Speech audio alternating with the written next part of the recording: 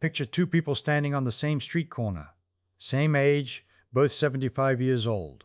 Same doctor, same neighborhood, and if you laid their medical charts side by side on a table, you would have a hard time telling them apart. Same blood pressure. Same cholesterol. Same little list of pills in the morning. Now here is the thing that ought to bother you. 10 years from now, one of these two has better than an 8 in 10 chance of still being alive and still living in their own house, planting tomatoes, climbing their own stairs. The other one has less than a 2 in 10 chance of that same ordinary life. And nothing on those two charts tells you which is which. That is a strange situation, isn't it? Two nearly identical bodies and the future split wide apart. One ends up gardening alone on a summer morning, the other ends up in a bed in a nursing home with someone else deciding when the lights go out. Same starting line, wildly different finish. So I want to treat this like a case. A real one. Somewhere between one person's free and independent old age and the other person's nursing home bed, there is a difference. Not a mood, not a stroke of luck, not fate. A physical thing.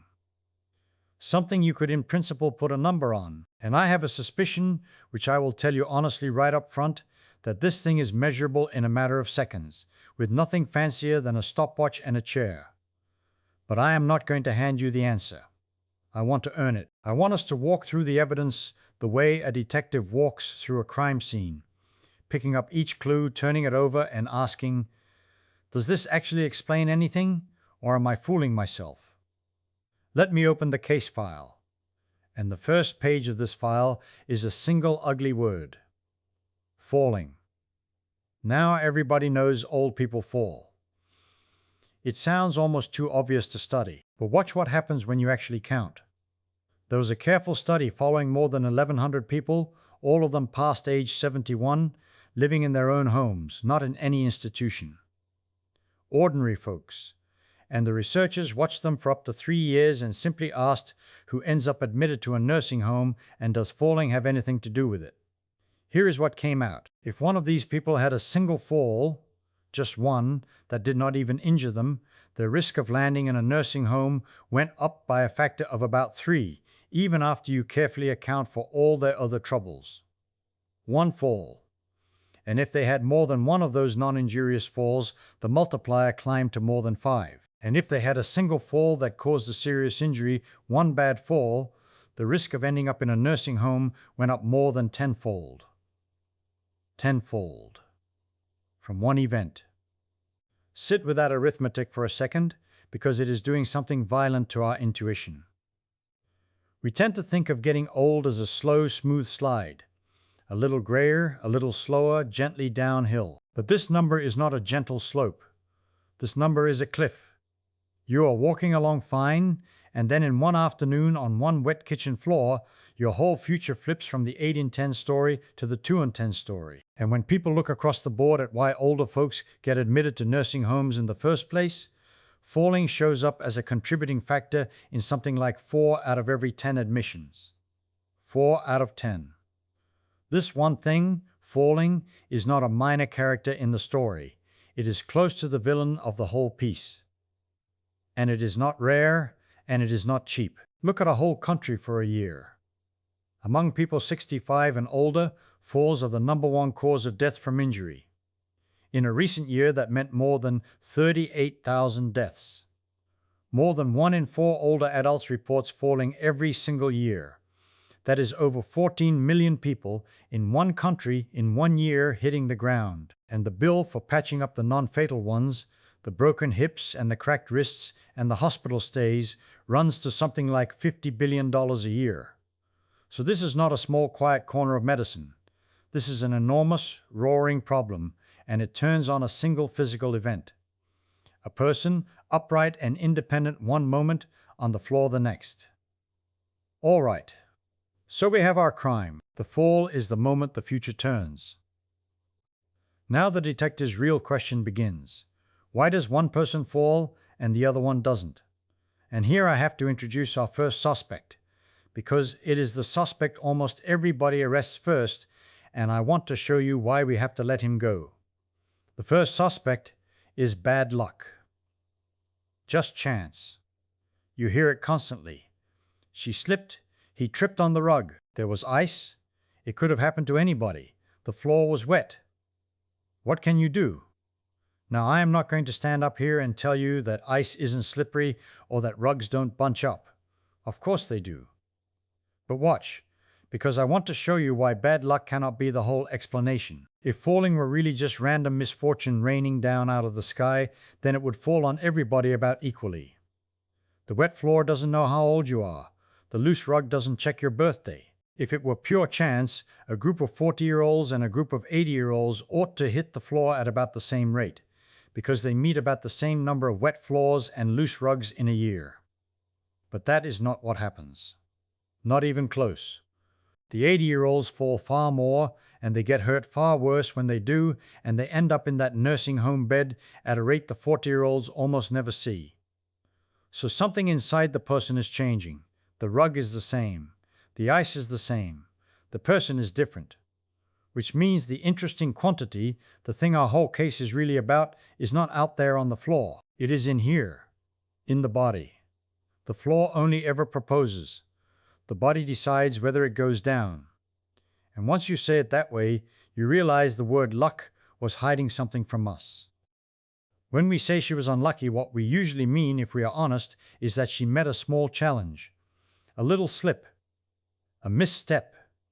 A curb she didn't quite clear, and her body could not answer it in time. And someone else met exactly the same little challenge, the same slip, and their body caught it, corrected, and walked on. Same event in the world. Two different bodies. One catches itself, one does not. So luck is not our culprit. Luck is just the name we give to the moment when we get to see, out in the open, a difference that was there all along quietly for years. So we let the first suspect go. And now we have a much sharper question, a real detective's question. What is that difference? What is the hidden quantity inside the body that decides when the slip comes whether you catch yourself or hit the floor? And can we measure it before the fall while the person is still healthy, still walking around, still looking exactly like the person next to them? Now this is where the case gets good, because it turns out you can. And the first clue is so simple it sounds like a joke. You watch the person walk. That's it. You measure how fast they walk across a room at their own comfortable pace, no hurry. Their walking speed. Their gait speed, as the researchers say. I know how that sounds. Walking speed? That is the great predictor?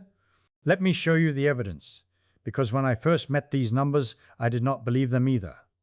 Some researchers gathered together 9 separate long studies from all over and pooled them into one giant pile of people. All of them past 65, tens of thousands of person-years of watching. And in every single one of those 9 studies, without exception, how fast a person walked was tied to how long they lived. Every one. When a pattern shows up in 9 studies out of 9 run by different people in different places, you start to pay attention, because that is not a fluke. That is nature telling you something. And here is the part that got me. Take a group of 75-year-olds and sort them only by how fast they walk. Nothing else. Just walking speed. The slowest walkers at 75 had something like a 1 in 5 chance of being alive 10 years later. The fastest walkers at the very same age had something better than a 9 in 10 chance. From the same starting age, just reading the walking speed, you can spread people from a 1 in 5 future all the way out to a 9 in 10 future. One measurement. A stopwatch and a hallway. They even found the tipping point. Walk at about 0.8 of a meter per second, which is a very ordinary unhurried stroll, and you are sitting right at the middle of the expected lifespan for your age. Faster than that, the odds tilt in your favor. Slower, and they begin to tilt against you. And drop below about 0.6 of a meter per second, a slow, careful, shuffling pace, and now you are in the zone where the falls and the hospital stays start to cluster. So walking speed is not just a curiosity. Doctors have started calling it a functional vital sign, like your pulse or your temperature, because every drop of 0.1 of a meter per second comes with a real, countable rise in the risk of the very disaster we are chasing. So we have one clue, and it is a good one. But a good detective never trusts a single witness. A stopwatch in a hallway tells you something, yet it does not tell you why. Why should the speed of an old man's stroll know the length of his life? A clue that specific is hiding a mechanism. So let us go looking for a second witness, one that has nothing to do with walking at all. Squeeze my hand. Go on, imagine it. I put a little metal gauge in your palm and I say crush it as hard as you can. That is all. It has nothing to do with your legs, nothing to do with your balance, nothing to do with whether you can climb a stair. It is just your grip. And here is the strange thing the investigators found.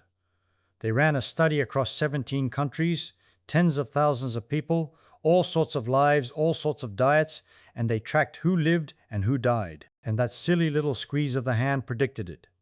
For every 5 kilograms of grip strength a person had lost, their risk of dying from any cause at all went up by about 16%. 16% from a handshake. Now stop and feel how odd that is. Nobody dies of a weak grip. There is no disease called feeble handshake. Your hand is not what fails you. So why does the hand know? And it gets stranger.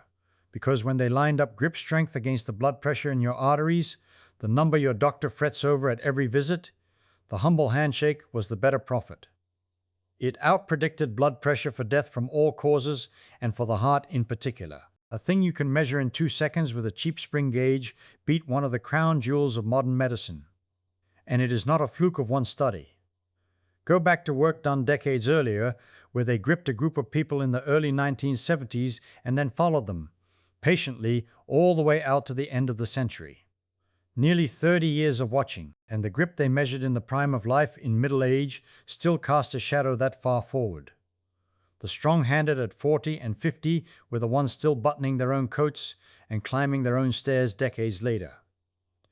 The measurement reached across almost the whole back half of a human life and called the outcome. So now I have 2 witnesses who have never met, a hallway stopwatch and a hand gauge. One watches the legs, the other the fist. And they are telling the same story, which means the hand is not really the witness. The walking speed is not really the witness either. They are both pointing at something behind them, something they share, some hidden quantity that shows up in the grip and shows up in the gait because it is underneath both of them. That is the shape of a real clue. When 2 completely different measurements agree, you have stopped looking at the surface and started to feel the thing beneath it. And I think most people, at this point in the investigation, jump to the answer. They say, well, obviously it is muscle. Old people lose their muscle. Weak grip, weak legs, same story, case closed. Just go lift some weights and put the muscle back. And I have to tell you, that is exactly the kind of tidy answer that gets a detective in trouble. Because it is almost right, and almost right is the most dangerous thing there is. So let us chase it down and watch it break. Start with the raw fact, which is true. After about the age of 30, you begin to lose muscle. Slowly at first. Something like 3 to 5% of your muscle mass every decade. You do not notice it in your 30s or 40s. But it compounds, quietly, like a small leak in a roof. Over a lifetime, a man can lose around 1/3 of the muscle he once had, and after 70, the leak widens. The losses in those later decades